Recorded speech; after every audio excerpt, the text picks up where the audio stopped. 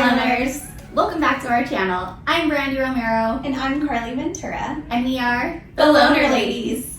This week we are starting a new series all about appraisals. For this series, we'll be posting for the next few Mondays and changing things up just a little bit. We are so excited to be welcoming our friend Matt Prim to the show. He's our very first guest.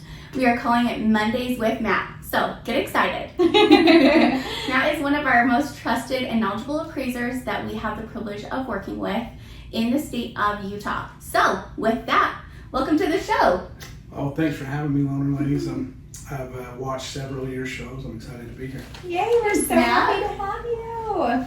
So let's get into it just a little bit. Matt, why don't you tell everyone a little bit about yourself and how long you've been in this industry? I've been doing appraisals for about 18 years. It's all I know how to do. I thoroughly enjoy doing it. We get to work with really good people in this industry, and I plan on doing it for a long time. Wouldn't you agree? Like once you get into this industry, it's like you're kind of stuck. It's kind of hard to get out. Yeah, absolutely. To become an appraiser is very difficult. It takes a really long time, and once you're there, there's no coming back. You don't want to, that's for sure. Yeah, absolutely.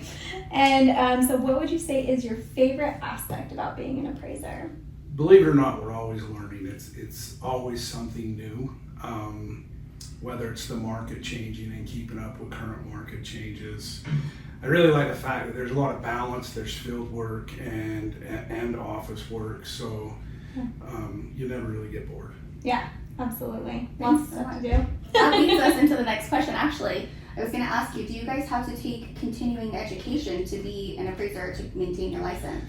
Yes, unfortunately. It's 28 hours every 2 years. Wow. Is required to renew your license. Wow, that's a lot of hours, because I was just talking to Brandy. I was like, we have 8 hours, right? So when you're a licensed loan officer, you have 8 hours and then 2 additional hours for every state you're licensed in. So that's like 2 times the amount if you're just like a lot of education. licensed in one state.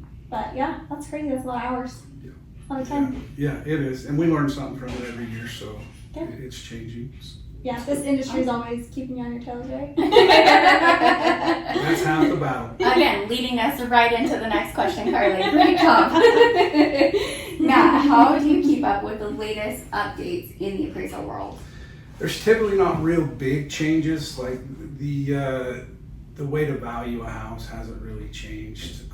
There are minor rule changes that happen, and Fannie Mae and Freddie Mac will send out newsletters, updating you on rule changes. The latest big one is measuring techniques. So Fannie Mae now requires us to follow ANSI when we're measuring houses, which gives us a set of requirements on how we have to measure a house. And they're doing it to make sure that our square footage from one appraiser to the next appraiser is consistent.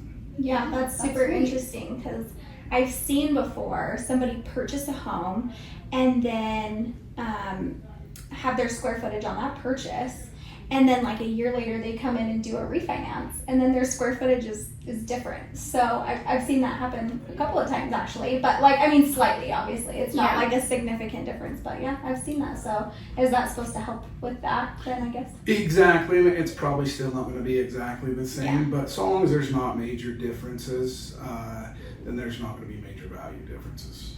Well, thank you so much, Matt, for joining us today. That is going to be a wrap on introducing Matt.